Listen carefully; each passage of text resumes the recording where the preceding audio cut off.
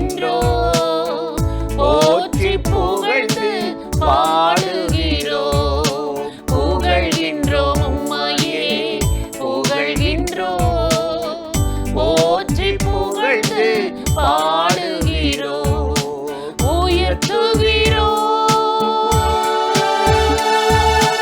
உன்னதரே, உயர்த்தி மகிழ்கிறோம், புகழ்கின்றோம் புண்ணியரே, புகழ்ந்து பாடுகிறோம், உம்மை புகழ்ந்து பாடுகிறோம்.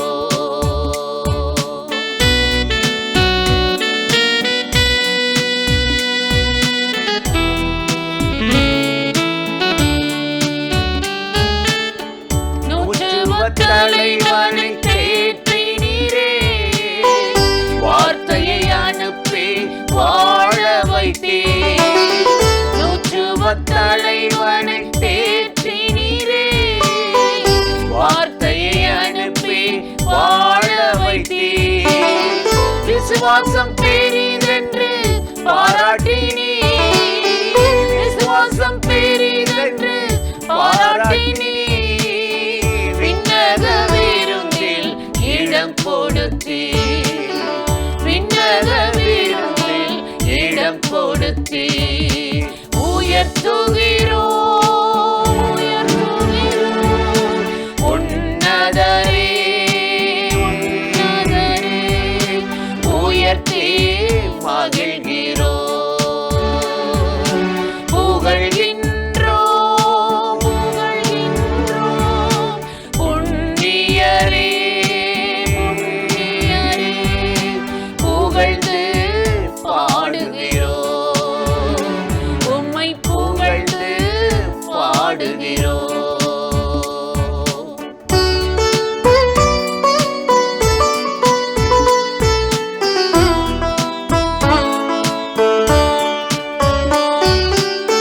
கல்லறை லேகியோனை தேடிச் சென்றீர், 6000 பேய்களை ஓடச் செய்தீர். கல்லறை லேகியோனை தேடிச் சென்றீர், 6000 பேய்களை ஓடச் செய்தீர்.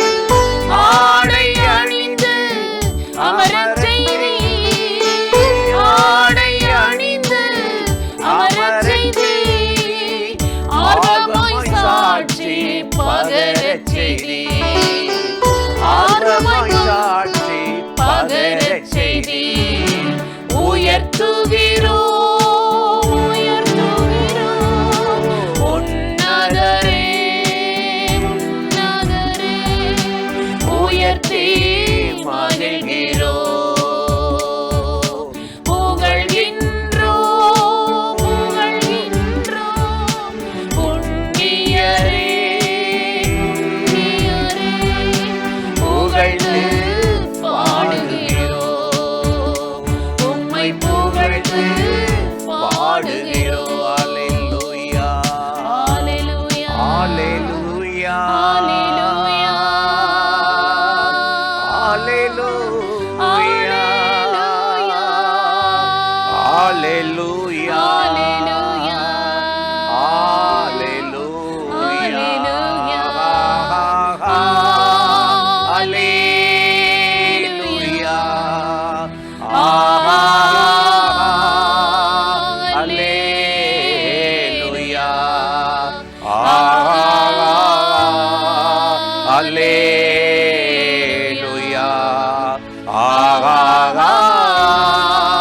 கிருபை நாதரே, ஆமே,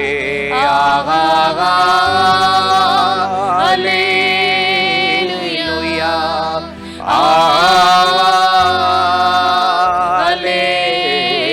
அல்லேலூயா,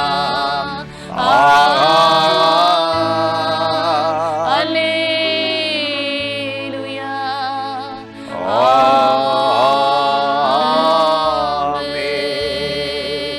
பிரியமானவர்களே, ஆண்டவராகிய இயேசுவின் நாமத்தினாலே இந்த காலை நேரத்தில் இயேசுவை தினம் பார்ப்போம் என்ற இந்த நிகழ்ச்சியின் மூலமாக உங்களை சந்திப்பதில் மிகுந்த மகிழ்ச்சி அடைகிறேன். கர்த்தர் எவ்வளவு நல்லவர்ல, கிருபையும் இரக்கமும் நிறைந்தவர். இந்த நாளிலும் கட்டாயம் உங்களை ஆசீர்வதித்து நடத்துவார். இன்றைக்கு ஒரு வசனத்தை உங்களுக்கு ஞாபகப்படுத்தி ஜெபிப்பது நல்லது என்று உணர்ந்தேன். ஏசாயா 54:14 வாசித்தால் ஆண்டவராகிய தேவன் சொல்கிறார், நீ நீதியினால் ஸ்திரப்பட்டிருப்பாய் என்று சொல்லிவிட்டு பயப்படாதிருப்பாய், கொடுமைக்கு தூரமாவாய். எவ்வளோ நல்ல வார்த்தையில், கொடுமைக்கு தூரமாவாய். அது உன் எல்லையிலே இருக்காது, உன் குடும்பத்திலே இருக்காது அப்படின்னு ஆண்டவர் சொல்கிறார். கொடுமையானவர்கள், இன்னைக்கு வாழ்கிற சந்ததிகள், அன்பில்லாதவர்கள், இரக்கமற்றவர்கள், எவ்வளவு நன்மை செய்யுங்க, எவ்வளவு பணம் கொடுத்து உதவுங்க, அவங்களுக்கு அந்த நன்றியே இருக்காது. ஆமாம், அப்படியே சட்டையை கழட்டி போட்டு போகிறது மாதிரி போயிடுவாங்க, நம்மளை உடைச்சிருவாங்க. கொடுமை நிறைந்த ஒரு உலகம். வேதத்தில் வாசித்தால் ஆதியாகமம் 6:11 அந்த காலத்து பூமி கொடுமையினால் நிறைந்திருந்ததா. ஆண்டவர் படைச்ச அந்த நல்ல உலகத்தை அட்டுழியம் பண்ணி, அக்கிரமம் செய்து, பாவம் செய்து, கொடுமையால் நிரப்பி வச்சுருந்தாங்க. நல்லதுனால நிரப்பவே இல்லை. அவங்க ஆண்டவரை வேதனைப்படுத்தி துக்கப்படுத்தினாங்க. அப்படிப்பட்ட உலகத்தில் தான் இன்றைக்கி நம்ம வாழ்கிறோம். நம்ம கூட இருக்கிறவங்க, பழகிறவங்க, ஏமாற்ற, இப்படி நிறைய இருக்கிறோம். இப்படிப்பட்ட இந்த உலகத்தில் இன்றைக்கி பாருங்களேன், ஒவ்வொரு சம்பவங்களும், எங்கே பார்த்தாலும் யுத்தம், எங்கே பார்த்தாலும் பூமி அதிர்ச்சி, எங்கே பார்த்தாலும் பஞ்சம், கட்டுப்படாத விலைவாசி உயர்வு, ஜனங்கள் வியாதியிலே துடிக்கிறார்கள், பரிதபிக்கிறார்கள். கொடுமை ஐயா. எத்தனை லட்சங்களை செலவழித்து வேணா ஒரு மாதத்தை கூட்டிக்கிறாங்க, கொஞ்ச நாள் கூட, ஆனால் கைவிடப்படுறாங்க. குறிப்பாக அந்த கேன்சர் வியாதி, அதில் துடிக்கிற மனிதர்களுக்கு அளவே இல்லை.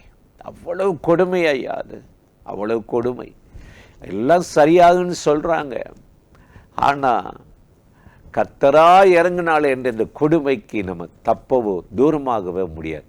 இப்படிப்பட்ட இந்த உலகத்தில் வாழ்கிற நமக்கு ஆண்டவராகிய தேவன் கிருபை இரக்கம் நிறைந்தவர் இருக்கிறார். அவர் நமக்கு வாக்கு கொடுக்கிறார். நீ நீதியினால் ஸ்திரப்பட்டு இருப்பாய், பயமில்லாதிருப்பாய், கொடுமைக்கு நீ தூரமாவாய் என்று சொல்லி ஆண்டவர் நம்மளை ஆசீர்வதிக்கிறார். கொடுமையான உலகத்தில் தான் மனிதர்கள் பக்தியற்றவர்களாக, தேவனை மதிக்காதவர்களாக, மனம் போன போக்களை, பாவத்தை தண்ணீரை போல பருகினாங்க. அப்போஸ்தலனாகிய பவுல் தன்னை பற்றி சொல்லும்போது 1 தீமோத்தேயு 1:13 சொல்லுகிறார், முன்னே தூசிக்கிறவனும் தேவனை துன்பப்படுத்துகிறவனும் கொடுமை செய்கிறவனுமாயிருந்தேன், இப்பொழுதோ இரக்கம் பெற்றிருக்கிறேன் என்று சொன்னார். இன்னைக்கு அந்த இரக்கத்தை நம்ம பெறும்பொழுது, தேவனுடைய தயவை பெறும்போது, கொடுமை உங்கள் எல்லைகளிலும் உங்கள் தேசத்திலும் இருப்பதில்லை என்று கர்த்தருடைய வேதம் சொல்லுகிறது.